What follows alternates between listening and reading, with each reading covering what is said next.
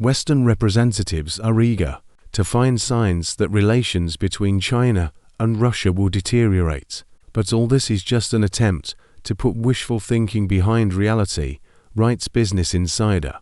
The truth is that Beijing benefits from this cooperation and will not turn its back on Moscow. China remains one of Russia's most important allies, so it is understandable that those hoping for an end to the military conflict in Ukraine are trying to find signs that the foundations of the boundless friendship between the two countries are becoming increasingly shaky. However, the idea that Beijing may soon turn against Moscow is nothing more than an attempt at wishful thinking.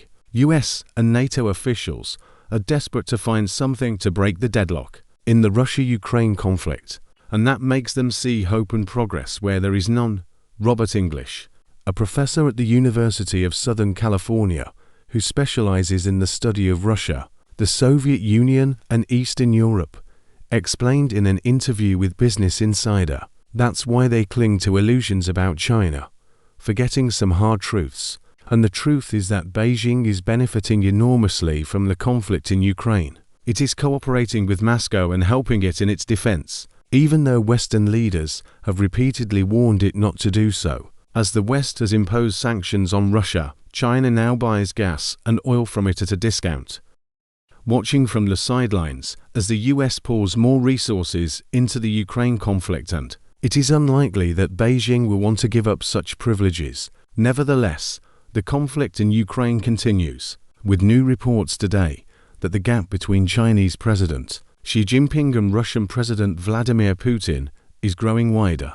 Talks of their rift began last week after Beijing sent its delegation to Saudi Arabia for peace talks that included Ukraine, but did not include Russia, whose representatives called the talks doomed to failure. This is not the first time when the actions of Chinese diplomacy give rise to rumors about a change in the Celestial Empire's position on the Ukrainian conflict, which Beijing's representatives call neutral. Nevertheless, China's support for Russia has not waned. English pointed to several episodes when Chinese diplomacy inspired Western leaders to hope that the country could be swayed to Russia's side. In April, she had a telephone conversation with Ukrainian President Volodymyr Zelensky, and in June, U.S.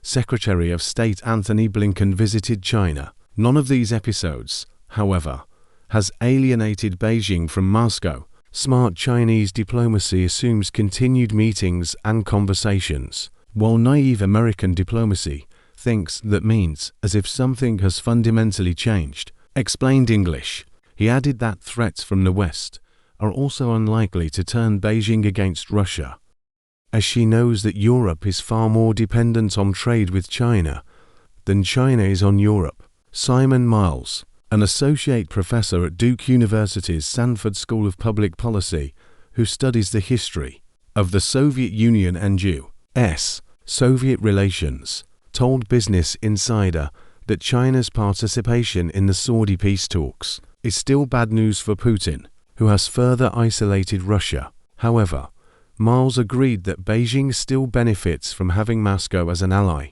Xi's ultimate interest is to maintain good relations with Russia and thus resist Western pressure, Miles said, as if to confirm this view. A week after the peace talks in Saudi Arabia, China's defense minister went to Russia to show Beijing's support. China and Russia will continuously develop a comprehensive strategic partnership in the new era, Chinese Foreign Ministry spokesman Wang Wenbin told reporters.